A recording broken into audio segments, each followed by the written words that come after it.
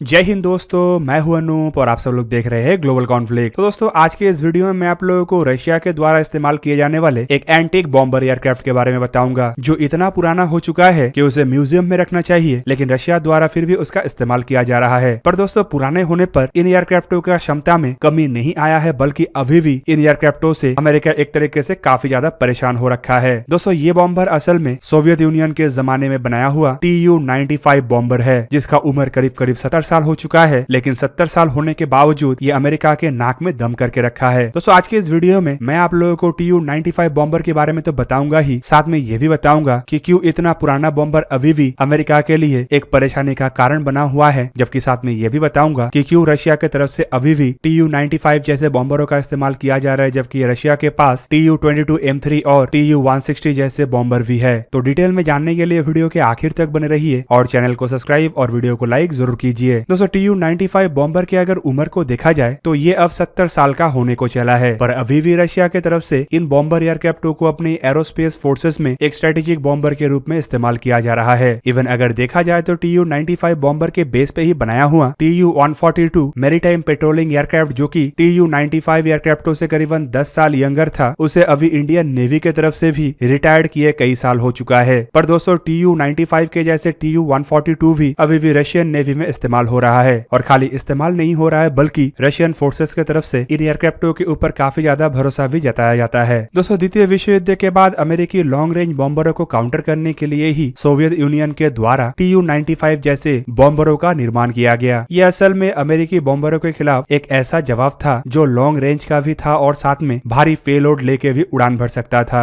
और ये सभी कुछ का श्रेय जाता है एयरक्राफ्टों में इस्तेमाल होने वाले 4 NK-12 टर्बोप्रॉप इंजन को। दोस्तों आपके जानकारी के लिए मैं ये भी बता दूं कि रशिया के ये जो Tu-95 बॉम्बर है, इसमें ये 4 टर्बोप्रॉप इंजन के इस्तेमाल के कारण से ये काफी ज्यादा हाई नॉइज पैदा करता है। इवन इसका नॉइज इतना अधिक है कि ये एयरक्राफ्ट जिस भी एरिया से उड़ के जाता है, लोगों को बिना आसमान में देख के ही पता चल जाता है कि Tu-95 उड़ान भर रहा है। इवन कहा तो यह भी जाता है कि इन एयरक्राफ्टों का नॉइज इतना अधिक है कि सबमरीनों के सोनार के द्वारा भी इसे आसानी से पहचाना जा सकता है। दोस्तों खाली नॉइज पैदा करने के लिए ही ये एयरक्राफ्ट जाना नहीं जाता है, बल्कि इन एयरक्राफ्टों को दुनिया के सबसे तेज गति वाला टर्बोप्रॉप एयरक्राफ्टों का भी खिताब मिला हुआ है। बिना जेट इंजन के इस्तेमाल से ही ये एयरक्राफ्ट 920 किलोमीटर पर आवर के रफ्तार से ट्रैवल कर सकता है और फ्यूल रिजर्व के साथ करीबन 14,500 किलोमीटर के दूरी तक भी उड़ान भर सकता है। जबकि इन एयरक्राफ्टों के जो अपग्रेडेड वर्जन है, इसे इन एयर रिफ्यूल करने के लिए भी कैपेबल बनाया गया है। दोस्तों कोल्ड वॉर के जमाने में सोवियत यूनियन इवन इन एयरक्राफ्टों को एक तरीके से पेट्रोलिंग एयरक्राफ्ट के रूप में भी इस्तेमाल कर रहा था, क्योंकि ये एयरक्राफ्ट लगातार 10 घंटा तक फ्लाई कर सकता है और इतना अधिक समय तक फ्लाई करने का कैपेबिलिटी इन एयरक्राफ्टों को लंबे समय तक हवाई निगरानी रखने में भी मदद करता है। और संभावित इसी वजह से ही सोवियत यूनियन की तरफ से इन्हीं एयरक्राफ्टों के बेस पे ही Tu-142 मैरीटाइम पेट्रोलिंग एयरक्राफ्ट को बनाया गया है, ताकि इसका इस्तेमाल से दुश्मन के जहाज और सबमरीनों के ऊपर भी समुद्र के अंदर लंबे दूरी तक नजर रखा जा सके। नेवल वर्जन के एयरक्राफ्टों को निर्माण करने के लिए रशिया की तरफ से इन एयरक्राफ्टों में एक पावरफुल रडार और सोनार को भी इंस्टॉल किया गया है, ताकि यह समुद्र के अंदर भी बेहतरीन तरीके से काम कर सके। दोस्तों आपके जानकारी के लिए बता दूं कि कोल्ड वॉर के जमाने में बनाया हुआ Tu-95 एयरक्राफ्ट सिर्फ बॉम्बों को ही दाग सकता था, पर भविष्य की आवश्यकताओं को देखते हुए इन एयरक्राफ्टों में तब्दीली किया गया और एयरक्राफ्टों को क्रूज मिसाइलों को कैरी करने के लायक बनाया गया। दोस्तों क्रूज मिसाइलों को कैरी कर सकने से अब ये एयरक्राफ्ट दुश्मन के सोफिस्टिकेटेड एयर डिफेंस को भेद के भी दुश्मन के टेरिटरी के ऊपर हमला करने में सक्षम है। इवन अमेरिकी एक्सपर्टों का मानना है कि रशिया का ये जो मिसाइल कैरिंग बॉम्बर है, इसका अभी भी इस्तेमाल करने का मुख्य कारण रशिया के द्वारा अपने विरोधियों के खिलाफ दबाव पैदा करना ही है। एक्सपर्टों के मुताबिक इन एयरक्राफ्टों को खाली कॉम्बैट रोल में ही इस्तेमाल नहीं किया जाता है, बल्कि रशिया का इन एयरक्राफ्टों को इस्तेमाल करने के पीछे एक साइकोलॉजिकल प्रेशर क्रिएट करना भी है। दोस्तों एक तरफ जहाँ पे रशिया के द्वारा ये 70 साल पुराने एयरक्राफ्टों का इस्तेमाल अभी भी किया जा रहा है, तो वहीं पे कंटिन्यूअसली इन एयरक्राफ्टों को रशिया इंप्रूव भी कर रहा है और इसका सबसे मॉडर्नाइज वर्जन को Tu-95 MSM कहा जाता है, जिन्हें रशिया के तरफ से KH-101 मिसाइल और इसके न्यूक्लियर वेरिएंट KH-102 मिसाइल से भी लैस किया गया है। इवन इन एयरक्राफ्टों को रशिया के तरफ से लो ऑल्टीट्यूड फ्लाइंग कैपेबल एयरक्राफ्ट के रूप में बनाया गया है, ताकि इसे काफी हद तक अनडिटेक्टेड भी रखा जा सके। दोस्तों ये बॉम्बर खाली अमेरिका के नाक में दम करके नहीं रखा है, बल्कि कई सारे और देशों के लिए भी ये एक तरीके से फिलहाल परेशानी का कारण ही बना हुआ है। इन बॉम्बरों को कई बार यूनाइटेड किंगडम के कोस्ट के नजदीक भी देखा गया, जबकि अलास्का के एयर डिफेंस आइडेंटिफिकेशन फॉर्टिफिकेशन जोन में भी इन बॉम्बरों को देखा गया, जबकि आए दिन रशिया के ये बॉम्बर द्वारा जापान को भी परेशान किया जाता है। वैसे तो इन बॉम्बरों के द्वारा कभी भी किसी अन्य देश के बॉर्डर को क्रॉस नहीं किया गया, लेकिन बॉर्डर के इतना नजदीक तक ऐसे हैवी और लॉन्ग रेंज वाले खतरनाक हथियारों से लैस बॉम्बरों को देखने के बाद लाजमी है कि वो देश इससे घबरा जाए। बेसिकली इन बॉम्बरों के द्वारा उन एरिया में रिकॉनेसेंस मिशनों को ही अंजाम दिया जाता है, लेकिन ये उन देशों के लिए एक क्लियर इंडिकेशन ये भी है कि अगर रिकॉनेसेंस मिशनों को अंजाम देने के लिए ये बॉम्बर बॉर्डर के इतना नजदीक पहुंच सकता है, तो ये परमाणु हथियारों से लैस होकर भी बॉर्डर के इतना नजदीक आ सकता है, जो एक तरीके से उन देशों का चिंता को बढ़ाने के लिए काफी है। दोस्तों इवन एक्सपर्टों का माने तो आधुनिक जमाने के जो एयर डिफेंस सिस्टम है उसके लिए Tu-95 बॉम्बर एक बहुत ही आसान निशाना होगा और इसे आसानी से आधुनिक जमाने के कोई भी कमजोर सिस्टम भी बॉर्डर के वायलेशन करने पे तबाह कर पाएगा। पर Tu-95 बॉम्बरों के लिए बॉर्डर के वायलेशन करने का आवश्यकता भी नहीं है और इन मिसाइलों के रेंज के अंतर्गत जाने का भी आवश्यकता नहीं है, क्योंकि इन एयरक्राफ्टों में रशिया की तरफ से लॉन्ग रेंज तक मार करने वाले क्रूज मिसाइल लगाया गया है, जो सेफ डिस्टेंस से रह के ही दुश्मन के ऊपर हमला बोल सकता है। दूसरी तरफ इन बॉम्बरों को आप ये भी नहीं कह सकते कि ये छुप के दुश्मन के करीब पहुंच सकता है, क्योंकि इसका आवाज इतना अधिक है कि रडार का आवश्यकता नहीं पड़ता है इसे पकड़ने के लिए। पर रशिया की तरफ से इसके डिसएडवांटेज को एक तरीके से एडवांटेज में भी तब्दील कर दिया गया है और फिलहाल रशिया इन बॉम्बरों को अपने बेड़े में बड़े मात्रा में इसलिए भी ऑपरेट करता है क्योंकि दूसरे जेट इंजन वाले बॉम्बरों की तुलना में ये काफी किफायती, काफी कम कॉस्ट में लंबे दूरी तक ऑपरेट हो सकता है, जबकि आवश्यकता पड़ने पे इसे खाली पेट्रोलिंग रोल पे नहीं बल्कि ऑफेंसिव रोल में भी इस्तेमाल किया जा सकता है। बेसिकली अगर देखा जाए तो रशिया की तरफ से अभी भी इन बॉम्बरों को बड़े मात्रा में अपने बेड़े में इसीलिए इस्तेमाल किया जा रहा है क्योंकि पीस टाइम में पेट्रोलिंग और दुश्मन के बॉर्डर के नजदीक ऑपरेट करने का इसका जो एक्सपीरियंस है ये किसी भी अन्य रशियन बॉम्बरों के तुलना में काफी अधिक होने के साथ साथ काफी किफायती भी है। मतलब अगर रशिया अमेरिका के बॉम्बरों के खिलाफ अपने सुपरसोनिक बॉम्बरों का तैनाती करता है तो ये रशिया के लिए काफी ज्यादा खर्चीलू हो सकता है, पर ये रोल को Tu-95 के द्वारा बराबरी के सतह पे कम खर्चे में भी संपूर्ण किया जा रहा है। दोस्तों अब चलिए जानते हैं Tu-95 बॉम्बरों के कुछ खासियत के बारे में। दोस्तों इन बॉम्बरों को सोवियत यूनियन के जमाने में टिवलफ कंपनी की तरफ से बनाया गया था और इसका फर्स्ट फ्लाइट 12 नवंबर 1952 में हुआ था, जबकि इसे सोवियत एयरफोर्स में 1956 में शामिल किया गया। सोवियत यूनियन टूटने के बाद इन बॉम्बरों के फ्लीट का टोटल 2 हिस्सा बन गया, जिनमें से एक हिस्सा यूक्रेन को मिला जबकि दूसरा हिस्सा रशिया को मिला। फिलहाल इन बॉम्बरों का इस्तेमाल यूक्रेन के द्वारा नहीं किया जाता है और रशिया ही दुनिया में एकमात्र इन बॉम्बरों का यूजर है। 1952 से लेकर 1993 तक इन बॉम्बरों का प्रोडक्शन हुआ और सोवियत यूनियन और उसके बाद रशिया करीबन ऐसे 500 से अधिक बॉम्बरों का निर्माण कर चुका है। पर अगर करंट सिचुएशन को देखा जाए तो 2020 के एक रिपोर्ट के मुताबिक रशियन एरोस्पेस फोर्सेस में ऐसा करीबन 55 बॉम्बर ऑपरेशनली एक्टिव है, जबकि इसका जो नेवल वर्जन है मतलब Tu-142 उसका फर्स्ट फ्लाइट 18 जुलाई 1968 को हुआ और इसे दिसंबर 1972 में इंट्रोड्यूस किया गया था। इसका इस्तेमाल पहले सोवियत यूनियन और इंडियन नेवी के द्वारा किया जाता था, जबकि बाद में सोवियत यूनियन टूटने के बाद अभी भी इसका इस्तेमाल रशियन नेवी के द्वारा किया जाता है। सोवियत यूनियन के जमाने से शुरू करके रशिया के जमाने तक ऐसा करीबन 100 एयरक्राफ्टों का निर्माण किया गया और फिलहाल रशियन नेवी के पास ऐसा 22 एयरक्राफ्ट ऑपरेशनल है। दोस्तों बॉम्बरों के अगर फीचर को देखा जाए तो आपको पता चलेगा कि Tu-95 बॉम्बरों को फ्लाई करने के लिए 6 से 7 क्रू मेंबर का आवश्यकता होता है, जिनमें pilot, copilot, flight engineer, communication system operator, navigator, tail gunner और कभी कभार एक एक्स्ट्रा नेविगेटर भी होते हैं। दोस्तों एयरक्राफ्ट के अगर आकार को देखा जाए तो इसका लंबाई 46.2 मीटर मतलब 151 फीट 7 इंच के आसपास है, जबकि इसका विंग स्पैन 50.1 मीटर मतलब करीबन 164 फीट 4 इंच के आसपास है। इसका ऊंचाई भी करीब करीब 12.12 मीटर मतलब करीब करीब 39 फीट 9 इंच के आसपास है और इसका विंग एरिया 310 मीटर स्क्वायर मतलब करीबन 3300 स्क्वायर फीट के आसपास है। एयरक्राफ्टों का एम्प्टी वेट करीबन 90,000 किलोग्राम और ग्रॉस वेट 1,71,000 किलोग्राम है। एयरक्राफ्ट का मैक्सिमम टेक ऑफ वेट करीब करीब 1,88,000 किलोग्राम के आसपास है और इसमें 8 ब्लेडेड वाला 4 NK-12 टर्बोप्रॉप इंजन का इस्तेमाल किया गया है, जिनमें से हर एक इंजन का क्षमता 15,000 HP है। एयरक्राफ्ट के अगर परफॉर्मेंस को देखा जाए तो इसका अधिकतम रफ्तार 925 किलोमीटर पर आवर है, जबकि इसका क्रूजर रफ्तार 710 किलोमीटर पर आवर है और इसका रेंज करीब करीब 15,000 किलोमीटर के आसपास है। एयरक्राफ्ट के सर्विस सीलिंग भी 13,716 मीटर तक है, जबकि इसका रेट ऑफ क्लाइंब 10 मीटर पर सेकंड है। एयरक्राफ्ट का विंग लोड 606 किलोग्राम पर मीटर स्क्वायर है और इसमें हथियार के रूप में प्रमुखता 1 या फिर 2 23 मिलीमीटर के ऑटो कैनन का इस्तेमाल किया जाता है और ये बेसिकली टेल सेक्शन में ही है। इसके अलावा एयरक्राफ्ट के द्वारा करीबन 15,000 किलोग्राम के पेलोड को कैरी किया जा सकता है, जिनमें KH-20, KH-22, KH-55, KH-101 और 102 जैसे मिसाइलों के अलावा कई तरीके के अलग बॉम्ब्स भी शामिल है। इवन दोस्तों आधुनिक मिसाइलों को अगर देखा जाए तो ये 8 KH-101 या फिर KH-102 जैसे अंडरविंग पेलॉन में मिसाइलों को भी कैरी कर सकता है। तो दोस्तों ये था आज का वीडियो। अगर आपको वीडियो अच्छा लगा तो लाइक कीजिए और मेरे चैनल को सब्सक्राइब कीजिए और साथ में बना हुआ बेल आइकन को भी प्रेस कर दीजिए ताकि आप मेरा वीडियो देख पाए सबसे पहले। जय हिंद।